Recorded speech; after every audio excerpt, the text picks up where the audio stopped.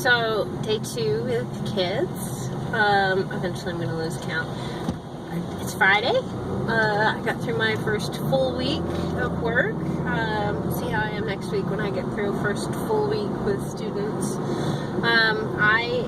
It's another great day. I can't believe it's just this easy. It's really cool. Now I have to get into the process of unpacking standards and whatnot, but I'll get there. So we started the day off with grade level academy. So for the 9th graders, we broke them into, we put them all in the small gym. We talked to them about the ACT and, free and reduced lunch and things like that. And so we went through 3 rotations, went into the auditorium next, then we went into the big gym. And we ended in the big gym. We got to play a couple games with them. We taught them how to do the Patriot Shuffle, which is a little like dance that everybody else can do. I'm just not good at it. I'm gonna have to work on that. I'm gonna have to practice at home.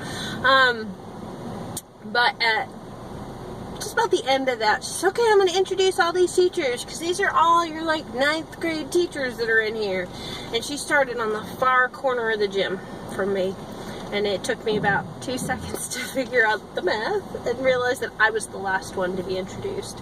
And I'm not super crazy about being introduced in front of, 500 kids. And or, I'm getting there, you know what I mean? So, true to my style, I made all the way around, and instead of me just stepping forward and waving my hand and saying, yeah, and stepping backwards, I took off running and I high-fived the whole first row of the bleachers and the kids. And I was like, yeah, running down the hallway and down to the end. I was like, woo!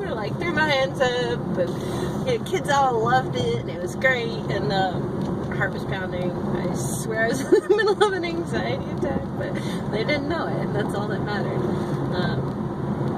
After we got to class, I showed them my absolutely favorite TED Talk, which is the Amy Cuddy Fake It Till You Make It.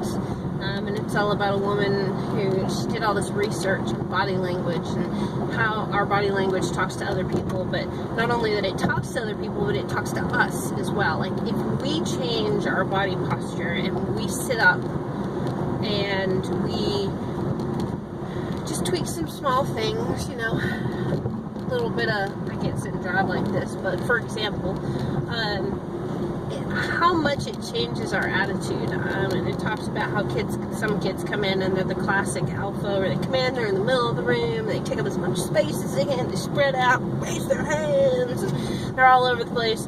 And then you have the ones that when they come in, they fold through the door like this, and they sit down and they raise their hands like this, or, or they don't raise their hands at all. And just how that makes you feel.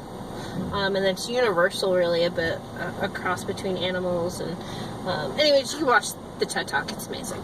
But I get to stop it a couple times, and she talks about how to deal with stress and how that you can fool your body into thinking that you're dealing with stress better than you are. And so I told the kids, y'all saw me this morning. I ran across the gym like a fool and had a great old time, and you all had no idea that I was halfway to a panic attack because I don't like that at all. And they were like, what? Really? Fake it till you make it. So I got through this whole thing, got to the end of it, and I said, I'm going to do something that probably my colleagues may not do, but I've been a teacher for exactly 8 days. Yep, 8 days I've been doing this. I said I've been in the school systems, I've substitute taught, all this other stuff. I said, but I've been a real honest-to-God teacher for 8 days. So we're going to fake it till we make it. It may be the end of this year, it may be 2 years from now, but I'm going to look back and go, oh my gosh, I had no idea. But I'm going to fake it till I make it. When I make it, I'm going to be excited that I got there. And I told them that from here on out, I don't care if they don't like math, you're not allowed to tell me, you're going to fake it till you make it. You're not allowed to dislike it. You're going to go, yeah, I love math. Inside your head, you're going, totally matter. They're going to fake it till they make it. And if they give me, the hard work, then they'll pass the class and there'll be no problem. I had 2 young ladies come up to me, and she's like, well, we're sophomores, but, you know, like, she passed first semester, but she didn't pass second semester. And I passed second semester, but I didn't pass first semester. And I was like, okay, so when you say passed first semester, what does that mean? She's like, well, I have a D, you know. So, okay, so D stands for did not understand. I said, you're probably going to have to redo the whole year. I said, because you can't really get to second semester stuff without first semester stuff. And if you did somehow get to second semester, past second semester without first semester, then I'm guessing there was something missing. So, we want to get you to that can understand it, that C. I said, we don't want to be a did not understand it. So, passing is not what I'm looking for. I want them to get C's. She's like, oh, okay, then, well, I should probably stay in the class. And I was like, yeah, it's going to be alright. You won't hate it. She kind of smiled on her way out, and she went. I got like 3 hugs today. Nice, appropriate side hugs. Hey, how you doing? You know, it was pretty cool. It was my second day of school, and I had kids hugging me. There's probably few things for a teacher that's pretty cool as that. Then, yeah, it was neat. It was really cool. So then what else happened? So I said the same thing 6 times in a row. Again, with my TED Talk, I talked to my seniors a little bit about, you know, if they get to college, fake it till you make it. Keep going. I didn't think I was going to make it through Cal 4, but I did.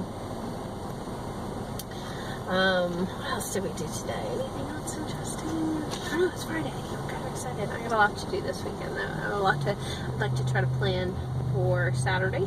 With Saturday and Sunday, I want to use those days to hopefully get my plan for the week so that I'm not staying at work so late. I can get home and see my kiddos.